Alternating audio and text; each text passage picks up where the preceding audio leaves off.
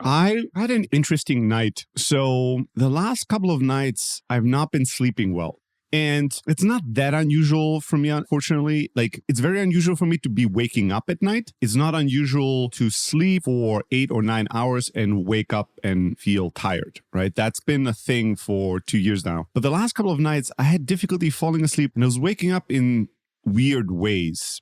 One part of me was thinking, there's something going on. There's something I need to know. There's something I'm running away from. There's something going on inside of me.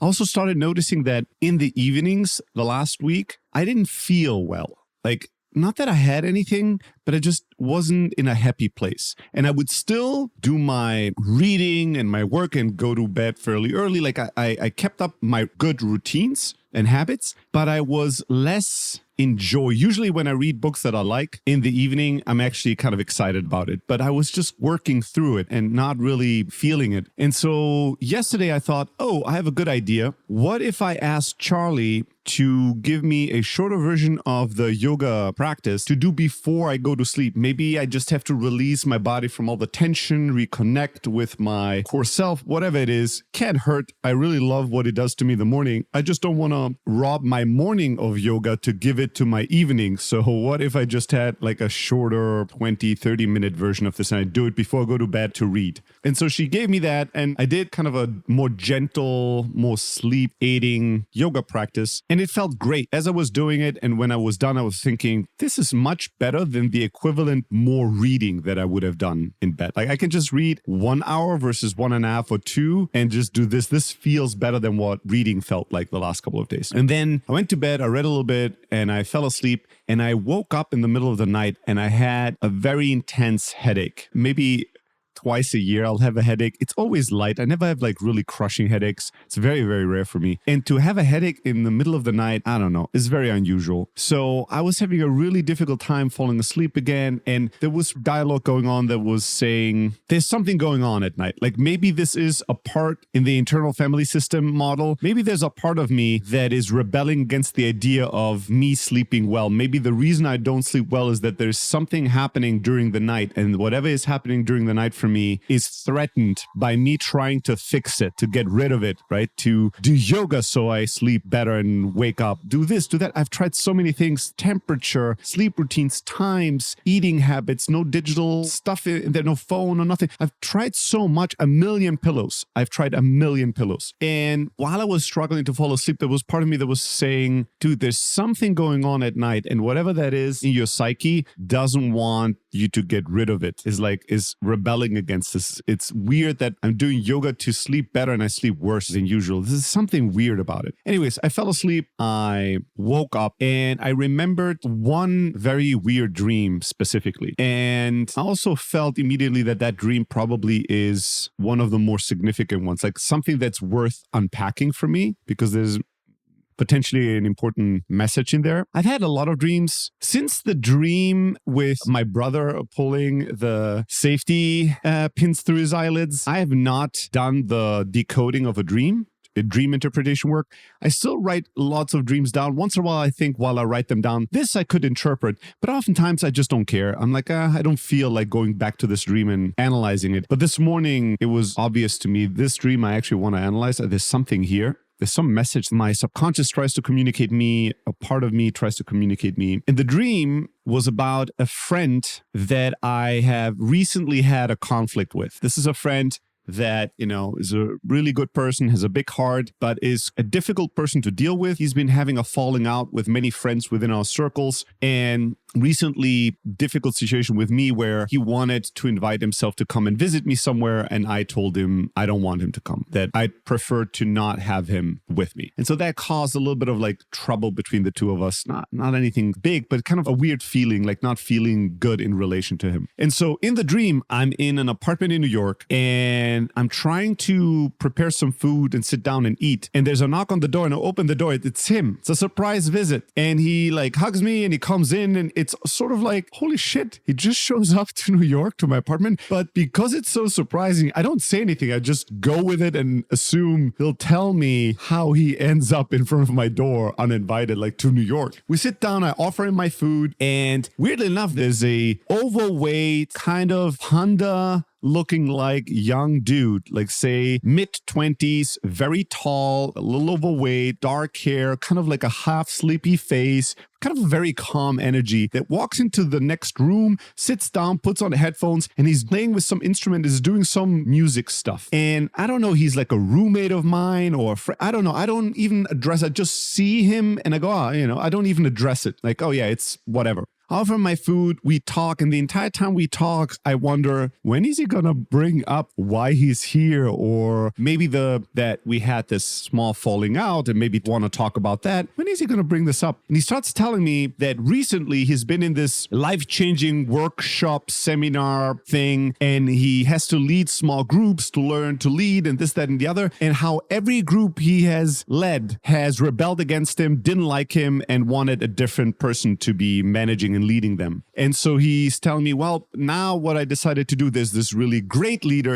in this workshop seminar group, and the next group I'm leading, he's going to come and we're going to lead it together. And now I'm telling him, oh, that's a really great idea. And I'm sort of fake about it. I'm half honest, half fake, because I think, dude, isn't it obvious if all these groups don't want to be led by you, there's something here you should learn about how to lead people, how to communicate with people. But then he brings up this, I'll bring this other guy, together we'll do the next group. So I want to encourage him and I tell him, oh, that's a really great idea. Through him, you might learn a bunch of stuff, right? That could be really good to have like a strong leader with you. And he looks at me and just shakes his head and goes, yeah, duh. That's why I told him to come and lead the next group with me. And I'm like, oh, okay.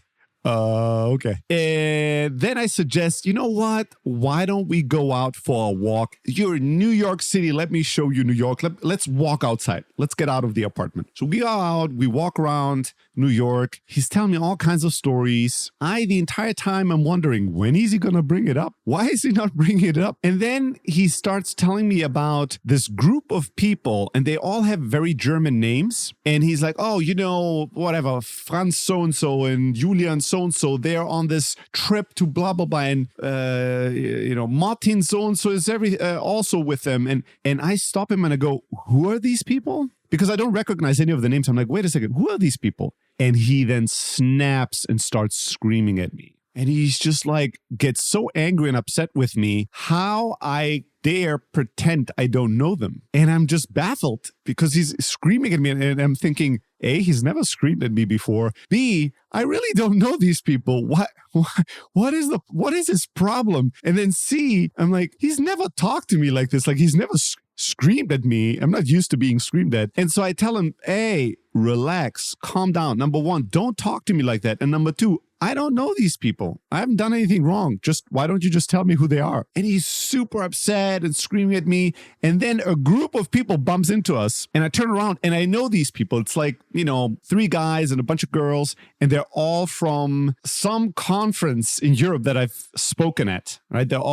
They're not really their faces, but I know that they're from there. Like I know them from there. Some crew members, sound guys, whatever, like people that worked at a conference that I spoke at. And they're all like, oh my God, Stelly, da-da-da, what are you doing here? I'm like, what are you guys doing here? Oh, well, visiting New York. And this friend of mine instantly snaps out of his anger and screaming at me and just starts chatting with them. Oh, where are you from? What are you doing? Oh, and tells them nice, oh, New York. Did you know this about New York and that about New York? And it's like getting into these conversations with them. And we decide to keep walking together for a little while. And one of them starts telling me, Stelly, I always loved you on stage. You're one of the best speakers I've ever seen. And we always enjoyed you from that conference because you're such a cool guy and so nice, this and that. And was giving me like compliments and nice things. That's it. That's the dream, right? So, one thing that I have, again, every time I especially read Carl Jung dreams, I go, my dreams need to be cooler. Like, why is there no sphinx that's flying in the sky and there's like a pyramid that's blue and I walk inside the pyramid and in the heart of the pyramid there's a small child and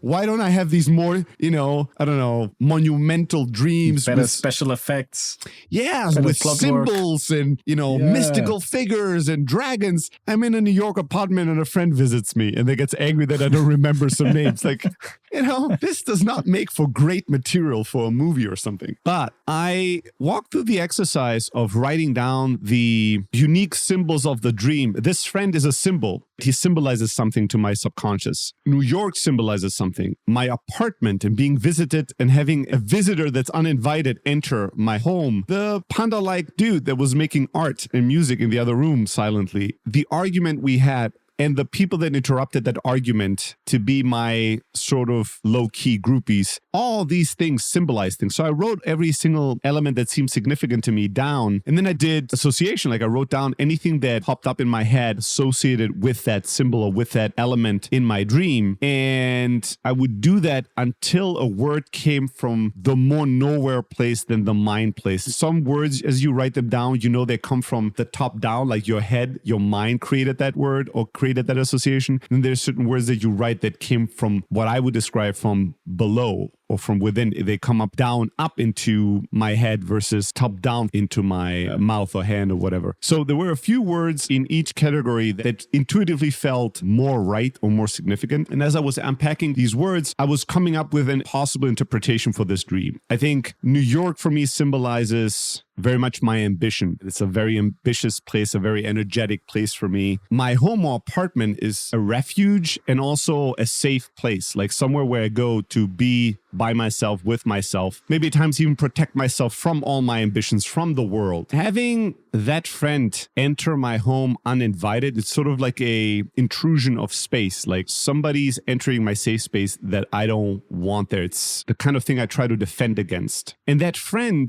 to me, symbolizes a part of me that is afraid of recognizing an obvious truth. There's something that is quite obvious that I don't want to see yet. I'm fighting against. I don't want to accept yet. And so that part visited me to spend time close to me when I'm trying to get away from that part. Like, I don't want to see that part that doesn't want to see the truth. It makes me uncomfortable, but that part wants to be close to me. And that part and we don't connect honestly together. Like, I don't tell that part what I really think, and I don't want to see that part. And that part is not talking to me directly about its fear and pain. It's indirectly communicating to me about all kinds of other things. None of us wants to address the conflict we have, the thing that we are at odds with. And me not recognizing some names represents a certain arrogance, like a certain, I don't care about you, the people you're telling me about that I should know. Maybe I even know them. I don't even remember. And there's a certain arrogance that then triggers that part to let out the true feeling, which is anger at me. Angry for not seeing it, angry for not accepting it, angry for not wanting to be with it. That group of like conference people that drop by, I don't know, that maybe represents a, not invited, but a very welcome distraction from that inner conflict, which is the pleasing of my ego. Doing things that please my ego is a nice way to distract from this inner conflict, from this thing I don't want to deal with. I don't know about the panda-like dude. I wondered if that represents a more artistic part of my soul, like a more kind of quiet part that's not bothered that it doesn't get a lot of attention, but it's kind of just doing its thing. But I don't really know. So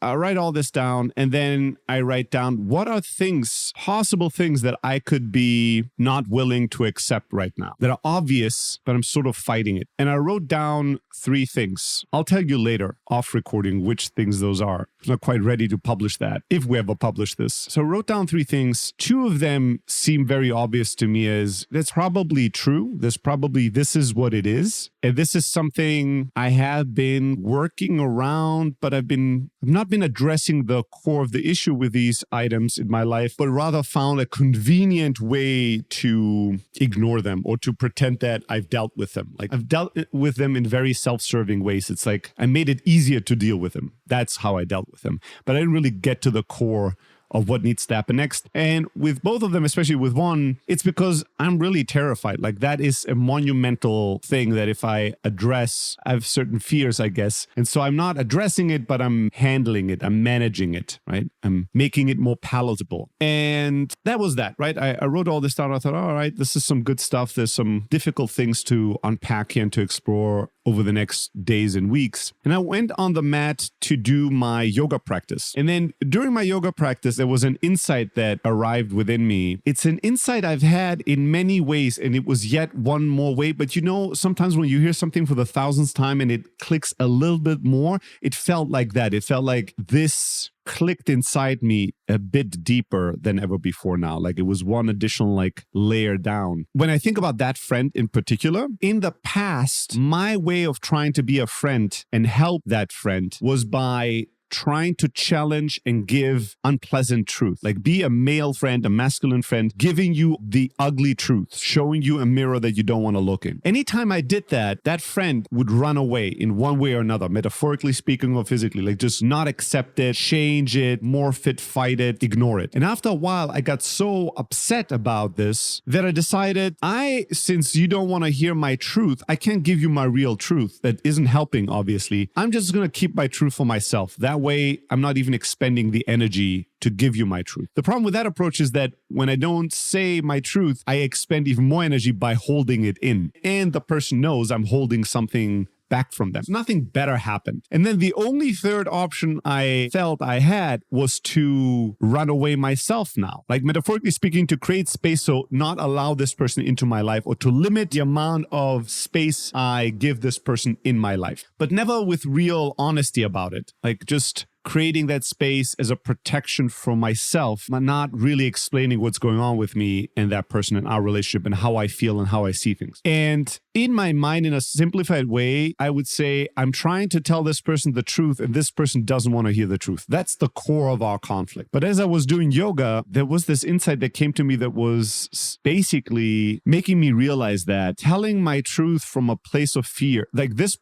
friend is afraid of the truth. That needs to be recognized. That person doesn't look at the truth just so. He doesn't want to look at some unpleasant truths because he's terrified of them. He's terrified of what he's going to see, and he's terrified of how to deal with it. I want to show him that truth, and I am terrified and afraid that he won't look at it and that bad things will happen to him, or he's not going to live a good life, and I will have failed him as a friend. I'm useless because I can't help that failure from happening, and I can't show him the truth in some way that he's willing to see. There's an anger in me, and if you go a layer below the anger, there's a fear, there's a tension. And what I realized was that part of me, and now going back to my dream, the solution to this is not necessarily as a step one. This part of yourself that doesn't want to see the truth needs to just be explained the truth and accept it, right? That's not really the solution. It's just sit down, meditate, activate that part of you that is telling itself a lie, and then tell it the ugly truth until it accepts it. That part in me that's terrified of the truth needs to be loved, needs to be accepted, needs to feel safe first. Like no matter what happens, you're safe. We're good. Nothing will happen to you. And then needs a bit of encouragement, which is just another form of love. And then, yes, you might want to show that part a different mirror, or your truth, or a different truth, or challenge that part to accept a task or tackle a dragon that it's been afraid of. All that's fine. But the first thing that needs to happen is you need to invite it into your life. You need to accept it into your home, into your soul. You need to love it, and you need to make it feel safe. And you need to feel safe around it. You need to realize that it's fine that you have that part. It's okay to be telling yourself a lie about something you're not ready to face yet. Welcome to humanity. This is not a grave sin that you should burn in hell for. Even you, Steli FD, can have things, probably many, that you're bullshitting yourself about. And it's very incompatible with your worldview, and it's very incompatible with your life's work. But it's still true. There's things you're not yet willing to accept. Accept that, right? Why can't you accept that first? And once you accept that, and you allow that into your life, and you find a way to love that, wow, there's a part of me that is both terrified of this change and creative enough to try to come up with a version of the world that allows it to see that part but not tackle it, right? Like there's an enormous amount of effort that has to go into distorting the truth to something else. And that effort, that energy is coming from a huge terrified heart. There's something that is really, really, really terrified about this. And so just screaming at that part, telling it to grow up and just deal with it and stop telling yourself lies, see the truth. And then that part will go, oh gosh, now that you say it, I realize you're right. Let me just tackle it. Boom, it's tackled. Oh my God, this was so easy. Like that is an expectation that is as unrealistic and as running away from the truth and telling yourself bullshit stories as what you're pretending to be fighting here. Like your approach to solving this problem is a real reflection of what you're trying to resolve. in the other person. You're doing a very similar thing. And you have to first love, accept, see, recognize that part, and then also come at it from an attitude of you're okay, I'm okay, right? Because I'm not that friend, for instance, when I would talk to him about more critical things in my soul, in my body, I wasn't feeling I'm okay, you're okay. I was feeling I'm kind of okay, but you're not okay. How can I help you get okay? From that place, there's no healing that can happen. From that place, there's no transformation that can happen. It's not just about the other person. The other person will transform, heal, and live their life through their choosing and through their actions. It's all within their power. You have very little to offer. But you either reflect back to them what terrifies them, or you reflect back to them what could give them strength. And you either see within them what gives you strength or see within them what terrifies you. So if I can be with a friend like that used to be very challenging for me to be around, and now I'm with him and I feel hopeful, I feel inspired, I feel empowered while I'm with that person, independently of what they're doing or not doing, or accepting or not accepting, isn't that much better for the world and for my relationship with him and for me selfishly? Of course. And it's obviously also much more beneficial to that friend to see a reflection that is not what's wrong with them, what's untrue about them, what is rejected within them. And so I came out of the yoga session and there was no resolution of the sort of, oh, and now I've made a decision about this really complicated, really big thing in my life, and easy peasy, I'll tackle it the next couple of weeks and then it's resolved and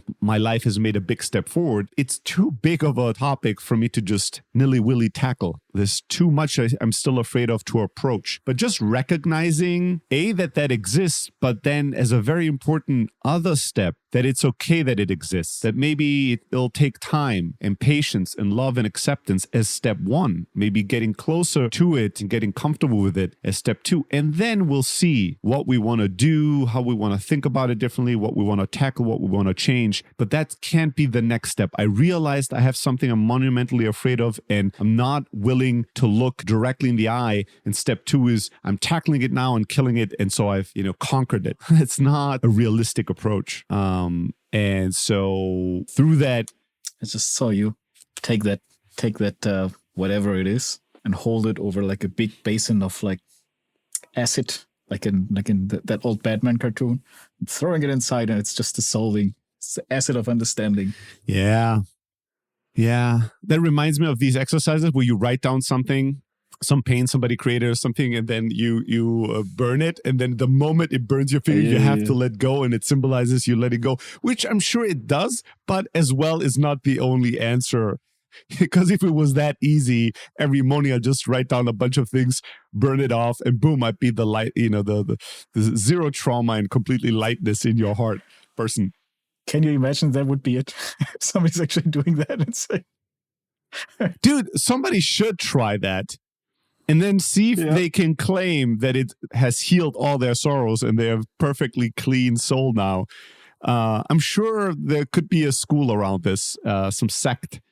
And if it doesn't work, he can do like a post on Medium. 30 days, I burn my problems every morning, and here's what happened. Dude, let's not pretend that you and I would not read that blog post. That's immensely interesting. Yep. I love people that actually think about complicated problems this simply, right? Or take like an exercise and just make it the God. Like, what if this is the solution to all the problems? I remember Chris once telling us about this lady that thought, well, since your handwriting reveals things about your personality, what if we just fixed your handwriting? Maybe it would fix your personality, right? And so she developed this technique to change your handwriting to change who you are. I love shit like this. This to me is amazing. It's amazing creativity. And there's a huspa, a lighthearted, why not dare to put it all on black and do something, believe something insane. I love when humans do this stuff. There's a lot to learn when people go that way. So yeah. But in this case, I shall try something that's less, let's say, symbolic. It's very simple, but not easy, which is, what if I accept as a first step, here's a part in my life I'm not ready to deal with right now. because I haven't thought about that this way before. And what if at first I just walk with that? I don't need to fix that immediately. I can just like spend some time with that for a moment before going anywhere else. We'll see how it goes. Maybe I'll write a Medium blog post, 30 days of how I just walked with my problem without attacking it and how it magically made the problem disappear on its own. Maybe that could be a kind of a counter to the ask and it is given, the secret thing, where instead of just visualizing what you want, you carry what you don't want as a loving baby with you every day and love it emotionally. And then it just transforms into this blessing on its own without any action needed from you. We shall see. I'm buying that book. We shall see. It's We good. shall see.